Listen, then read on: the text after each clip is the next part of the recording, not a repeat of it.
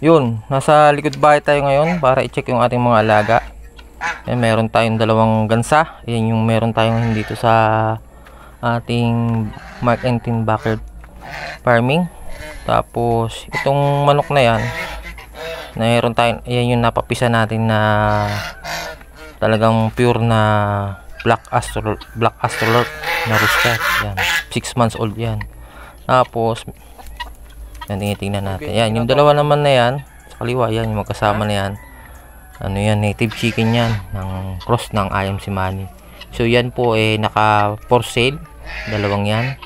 Tapos ito yung ating nag-iisang natira na sisiw ng pabo, 5 months na.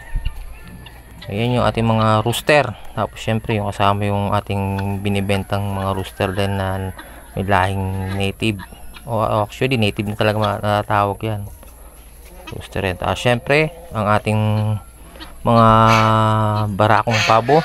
Ayan, tapos yung inahin na pabo din. Ayan. Tapos yung isa pang inahin na pabo. Tapos ito yung ating gansa. Itong gansa natin, di ko alam kung lalaki o babae. Pero dun sa comment section, sabi pares babae. Yan yung ating mga pabo. Yan pag ganyan yung si Bonbon. Bonbon kasi pangalan ng pabo natin.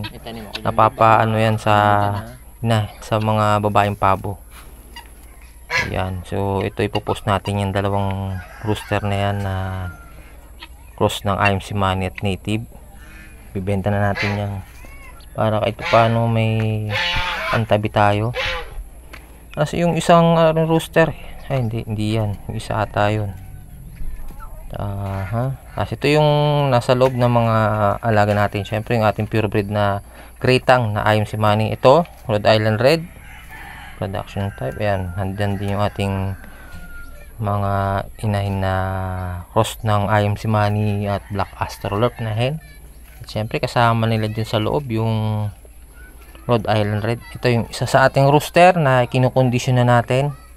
IMC Money cross Black Astrolot to, pero parang mas lumabas yung pagiging Black Astrolot niya. Tapos ito yung nag-iisa sa native na panabong na lalaki. Akala ko dati babae yan. Yan, nakakulong siya kasi ang taas ng nililipad talaga siya dun sa ating range sa net natin. Syempre ito yung napapisa natin na pure breed na Black Astrolot. Yun, ang ganda niyan guys. So bukas kung i-condition ko yan, pupurgahin natin yan.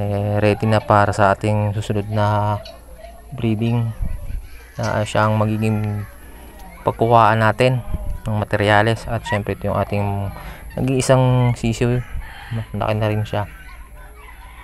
Yan ang ating mga pabo.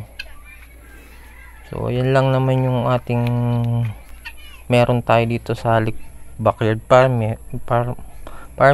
Dati madami yan, ngayon nabenta na yung iba, lalo na yung sa pabo.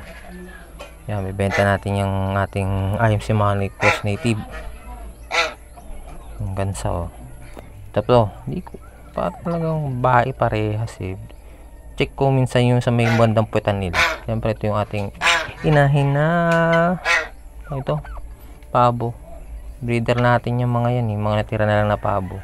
Siyempre may natirang maliit na 5 months, gagawin anak yun ni Bonbon. So magla-line breeding tayo para makuha yung makuha tayo ng magandang breed, mapalabas natin. Ito, ganda rin itong taba. Tapos dito sa kulong na to, tingnan natin kung may itlog. Ito yung ating naglilimlim na native. Yan. Ang mga ano niyan, itlog. Ang nakaano yung nandun na isa na Black Astrolot. Ayan, tulungan natin. Gilimlim yan. So next week, papisaan na yan. Tapos ito yung binili natin fake egg. Yan. Fake egg yan. Sa Shopee natin order yan. Para kahit pa paano malaman ng mga manok na may itlog na nandun. So kaya din sila nangingitlog. Yan yung ating mga alaga. Yan na lang talaga. Tapos syempre hanggang ngayon di pa natin nabibila ng ating Bengala. Female to. Female. So kailangan natin ng male para kahit pa paano magkaroon tayo ng production ng Bengala. Yan. 1 year old na yan Talagang kailangan na lang talaga yung ng partner para at paano mangitlog at mapisa at makapagpadami tayo ng bengala. Yan ang ating farming. So, yun lang. Please like and subscribe.